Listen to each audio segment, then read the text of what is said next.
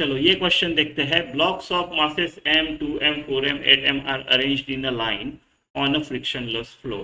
Another block of mass m moving with speed v along the same line collides with mass m in perfectly inelastic manner. Right, ये का इन दोनों के बीच का perfectly inelastic है। All subsequent collisions are also perfectly, सारे collisions perfectly inelastic है। By the time last block of mass m starts moving, total energy loss is p% of the original energy. तो value of p क्या है? आपको पूछा क्या है? Percent energy loss by the time last moves, right. तो मैं क्या करूंगा, लास्ट की जो वेलोसिटी है उसके हिसाब से इसका काइनेटिक एनर्जी, राइट, उसको यूज करेंगे। तो दिस इसका original kinetic energy half M V square, ये माइनस ये 8m वाले का कितना काइनेटिक एनर्जी है। चलो 1 2 3 4 इसको v4 बोल देते हैं, इसकी स्पीड, ठीक है। v4 का स्क्वायर, ये हो गया लॉस, राइट।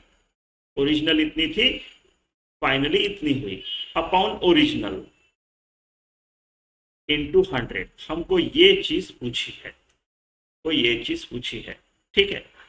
तो मुझे m तो काट दूंगा और मुझे चाहिए एक v4 निकालना है मुझे। मान लो इसकी स्पीड v1 है, इसकी v2 है, इसकी v3 है, ऐसा। तो पहले इन दोनों के बीच का परफेक्टली इन इलास्टिक कोलिशन है, राइट। कंजर्वेशन ऑफ मोमेंटम कर देता हूं मैं, क्या करूं, तो mv प्लस दूसरा पहले रेस्ट पे है, परफेक्टली इन इलास्टिक मतलब 2m, this plus this 2m into v1।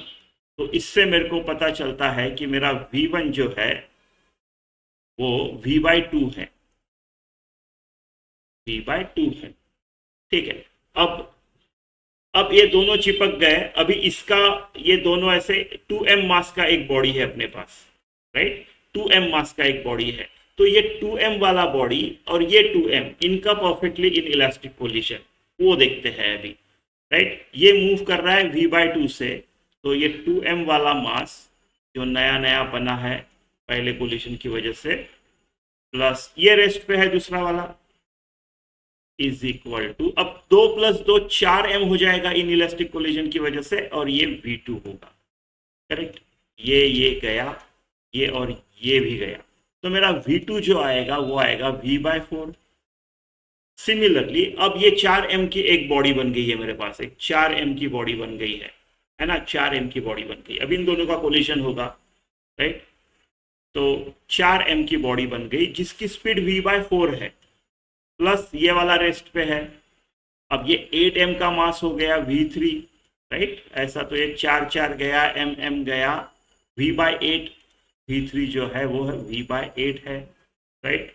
अब ये चौथा, अब मेरे पास एक 8m का बड़ा सा मास बन गया, है ना, और इन दोनों का कोलिशन, राइट। तो 8m जो कि v/8 से जा रहा है, दूसरा वाला रेस्ट पे है, और ये होगा 16m इंटू v4, राइट। तो ये गया, ये गया, मेरा v4 जो आएगा वो आएगा v/16। ये अपने काम का चीज है, v4 स्क्वायर, राइट। यहाँ पे बस अभी वैल्यूज रखने हैं, आ जाएगा आंसर, है ना, राइट। तो मैं m निकाल के काट देता हूँ, हाफ निकाल के काट देता हूँ, m निकाल के काट देता हूँ, हाफ निकाल के काट देता हूँ। तो मेरे पास इधर v² बचा है minus 8v4 square, 8 into v4 का स्क्वायर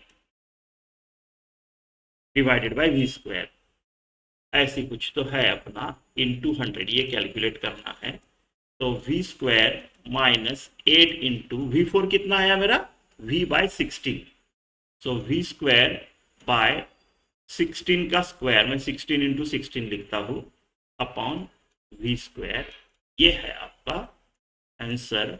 तो अभी v स्क्वायर भी काट सकता हूं मैं, राइट। सो 1 माइनस ये 2, है ना, तो 1 minus 1/32, right, divided by 1 into 100, तो ये कितना आएगा, 32 माइनस 1, 31/32 इंटू 100, राइट। तो चलो देखते हैं। देखो, ऑप्शन देख के तो मैं अंदाजा लगा सकता हूँ कि इसका आंसर 94 है ना। बट अगर कैलकुलेशन करना ही है तो चलो करते हैं, राइट।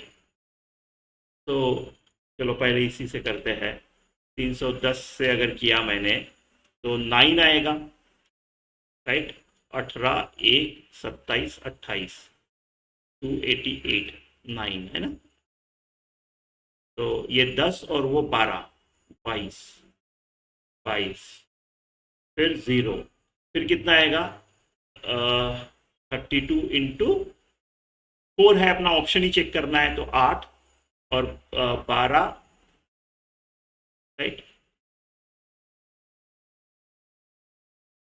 32 इंटू 4,